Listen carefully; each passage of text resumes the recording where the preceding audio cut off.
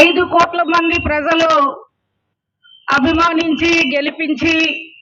సంవత్సరం 3 నెలల కాలం కావస్తున్న సందర్భంలో మరి ఈనాటి రాష్ట్ర ముఖ్యమంత్రి వర్యులు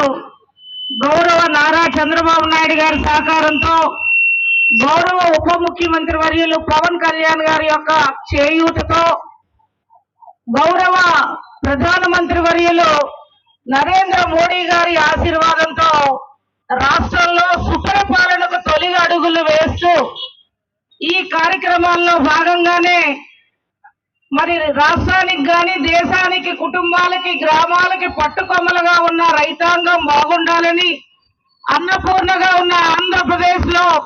రైతులు ఆర్థికంగా ప్రభుత్వం ద్వారా చేయూత అందించి స్థితిగతులను మార్చాలని రైతులకి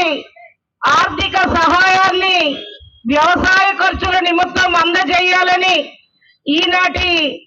కూటమి ప్రభుత్వ ఆలోచనలో మరి ఈ సంవత్సరం 3 నెలల కాలంలో ఎన్నికల హామీలు